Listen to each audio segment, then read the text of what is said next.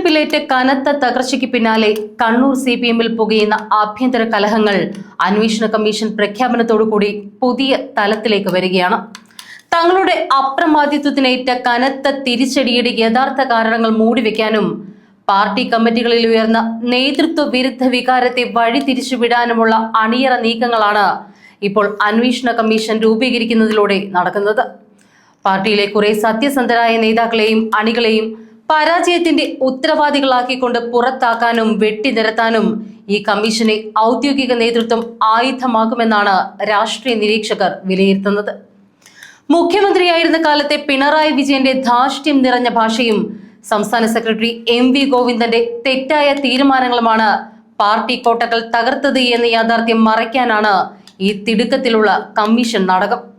2 ദിവസമായി ചേർന്ന CPM ജില്ലാ കമ്മിറ്റി യോഗത്തിൽ പാർട്ടിയിൽ മുൻപെങ്ങുമില്ലാത്ത വിധത്തിൽ അസാധാരണമായ വിമർശനങ്ങളാണ് നേതൃത്വത്തിന് നേരെ ഉയർന്നു വന്നത്.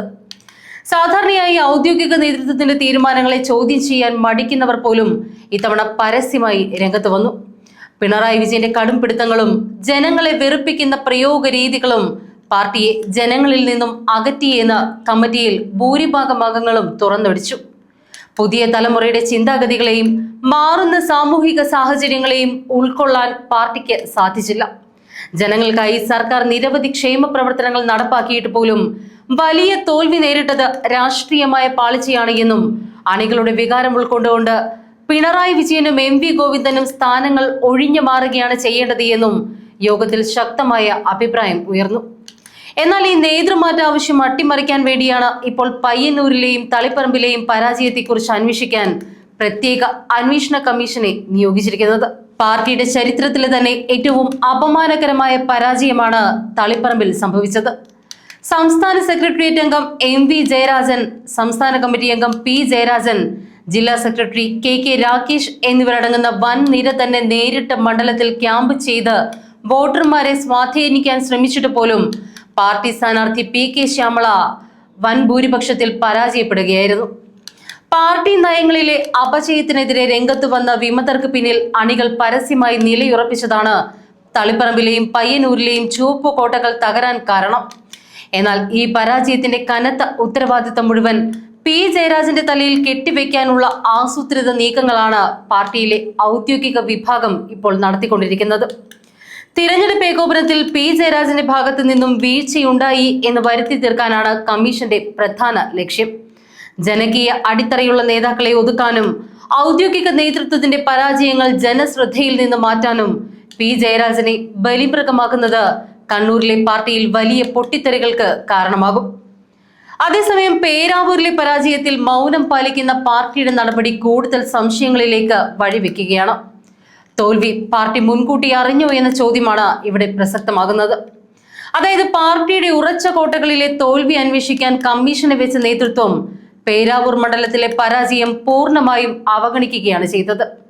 KK ശൈലജയുടെ തിരഞ്ഞെടുപ്പ് പ്രചരണത്തിന് കണ്ണൂരിലെ പ്രമുഖ നേതാക്കൾ ആരും തന്നെ എത്തിയില്ല എന്ന ഗുരുതരമായ ആരോപണം ജില്ലാ കമ്മിറ്റിയിൽ ഉയർന്നു വന്നിട്ടും അതിനെക്കുറിച്ച് അന്വേഷിക്കാൻ കമ്മീഷനെ നിയോഗിച്ചില്ല എന്നത് ദുരൂഹത വർദ്ധിപ്പിക്കുന്നു. പേരാവൂരിലെ തോൽവി പാർട്ടി നേതൃത്വം മുൻകൂട്ടി ഉറപ്പിച്ചിരുന്നോ, അതോ ശൈലജയെ തോൽപ്പിക്കാൻ ബോധപൂർവമായ നീക്കങ്ങൾ അണിയറയിൽ നടന്നിരുന്നോ എന്ന ചോദ്യമാണ് ഉയർന്നു വരുന്നത്.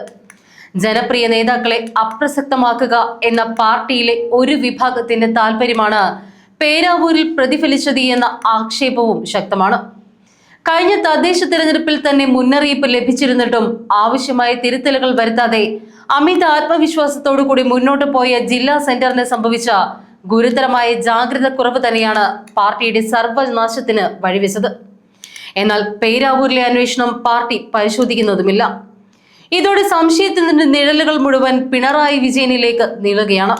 തന്നെക്കാൾ വളരുമെന്ന് തോന്നിയ ശൈലജ എന്ന വൻമരത്തെ കടയ്ക്കൽ തന്നെ കത്തിവെച്ച് വെട്ടിവീഴ്ത്തിയ പിണറായി വിജയന്റെ തന്ത്രങ്ങൾ പേരാവൂരിലും ആവർത്തിക്കപ്പെടുകയായിരുന്നു എന്നാണ് ഉയരുന്ന ആക്ഷേപം.